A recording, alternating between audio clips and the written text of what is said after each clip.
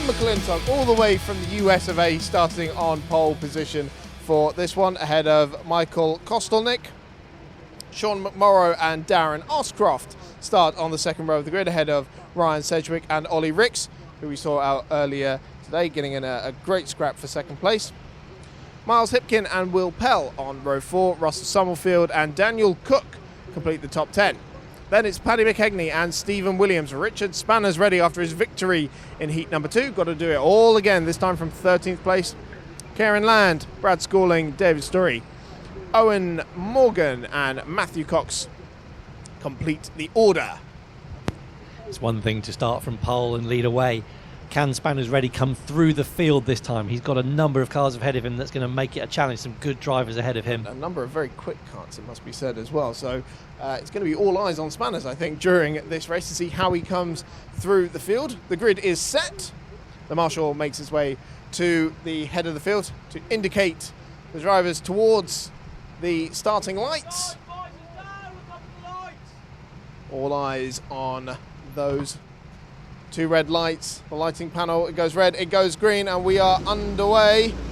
And a very quick start there by the 4th place car, trying to get up on the inside for Degner straight away. But it is John McClintock still leading the field. And the very fast starter there, now emerging in second place there as they head through Luna's for the first time. Spanners seems to be making up good ground already. Right up there in the field, making up places as they go into Barney's for the first time. And it looks like a clean getaway for the most part, as we hear the tyres screeching as they head back towards us.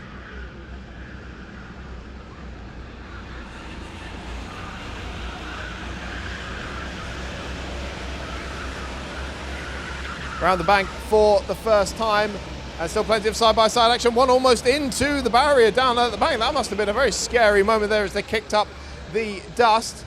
And let's keep an eye out there for Spanners ready in the middle of the pack. And we've got Stephen Williams there in cart number 9, making up good ground as well, actually. Making up plenty of places in the early stages of this race. But it's John McClintock leading by a narrow margin of just 0.4 of a second to Ollie Ricks. So it was Ollie Ricks who was making the fast start there on the inside. Oh, a little bit of contact behind. A spinner down at Luna. I believe there was contact involved there with Stephen Williams, and one other kart was involved in that. But green flags being waved ahead of them. Scary place to have an incident, Chris. It's very fast speed through there. Luckily, everybody's come unscathed. Williams now up to 4th place. I don't know if he's going to come into a little bit of trouble with the race officials for that move. Stephen Williams there in 4th place, and he'll be the one trying to make a move there onto the podium placings and make it 2 for 2. Absolutely, and Spanner's gained a place there as somebody spun off at the hairpin, back on the green flag racing. There, another lovely move from Spanners ready to try to get through the back, and there's the VR46 helmet trying to get through. Oh, squeezed out onto the grass, a little bit aggressive there from kart number 11, but nicely done. That Spanner's now up into 5th, so he's going to be closing down this leading pack that are trying to chase down John McClintock. Stephen Williams ahead of them, making a move for 3rd place. Now a slow exit for the 3rd place car, and Stephen Williams, that was easy pickings for him in the end as he puts himself into a podium position. John McClintock, though, looks like he's stretching that lead now. There's a nice gap forming at the front of the field. Spanners was under a little bit of pressure there. He's managed to gap it slightly. Williams looking menacing for P2 now. Yeah, and Williams looking at the back of Ollie Ricks, that was. Now we saw him running right up at the front of the field, but starting to go backwards, and this could be the change for second place. Down the inside, it was a late one. Ollie Ricks was already turning into the corner. He's standing his ground, though. He's got the line into this final hairpin. Williams with another nice cutback, and he'll have the run on him down the straight. Is he going to be able to do anything by the time they get into Degner, though? Switches one way and the other. Very aggressive defending, but Ollie Ricks is able to hold on to the position, and all this is just allowing McClintock to stretch his lead even further, and also allowing Spanners ready to get onto the back of these guys as well. This battle for second place really starting to heat up. Second place goes wide. Yep, so Ricks went out wide there, and that was an opportunity for Williams, but through Shoemakers, Ricks was able to close the door. Now with a late lunge from Williams, this time a lot cleaner, and Williams is through into second place, but Ricks trying to come back at him on the inside into O'Rossi and reclaims the position. Williams fights back and he gets second position now. And Riggs actually gets squeezed out and ends up dropping down to fourth place. And right there is Spanners Ready trying to get through into the action as well. But all at the end of all that, it's Stephen Williams in second place.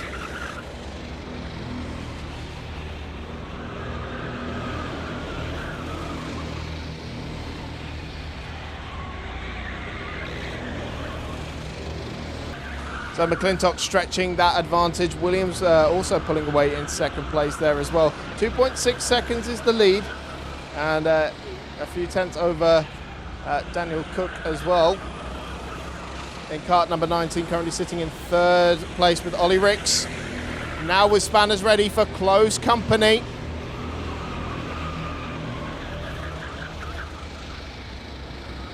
And Spanners surely is going to be trying to find a way through on the inside of Barney's here as they go through. Oh, he's already side by side with him, but has to back out. Gets a little nudge from behind because he doesn't want to be making the move up the inside. Having to go the long way around of Barney's hairpin. Got a cart alongside him, but he's not giving up on this fourth place spot.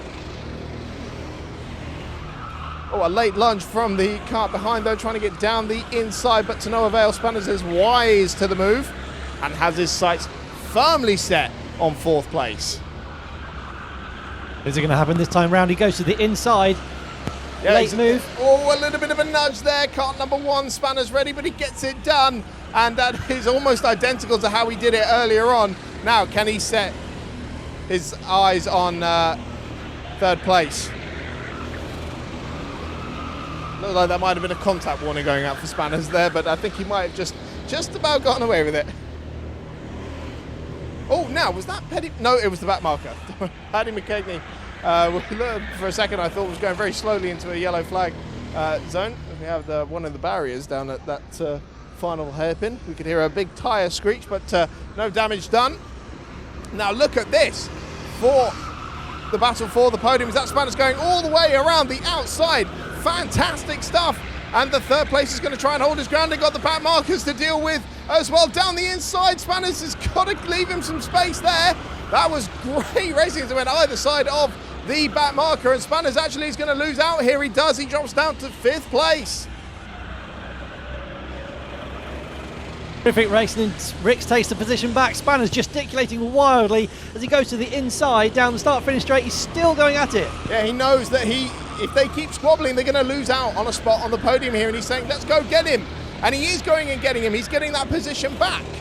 And he's going to have to do all the work again to try and close the gap back down. Speaking of that gap closing down, Williams is chasing down the leader. The gap is narrowing slightly. It won't be enough, I don't think, so we've only got a couple of laps left in this heat. All Spanners is right on the tail for third place now, coming towards the home hairpin. This is definitely the closest battle out on track at the moment, and Spanners is nose to tail with him as they head through Rossi and into the bank.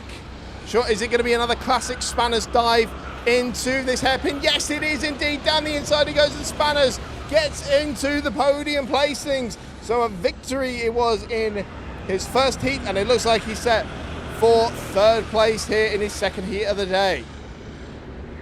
That sure pleased the crowds down at the final hairpin. Spanners now up into P3. Fantastic stuff here from our Missed Apex panelist today. Got a big gap ahead of him to Williams though, so I don't think he's going to close that down in the final laps of the race. He's got to keep it clean. There is some heat from behind, isn't there? There is slightly, but it looks like the checker flag is about to be made ready for John McClintock. It is indeed. There is the checker flag, and he takes victory in the 4th heat of the day. Stephen Williams gets 2nd place, and Spanners Ready completes the podium.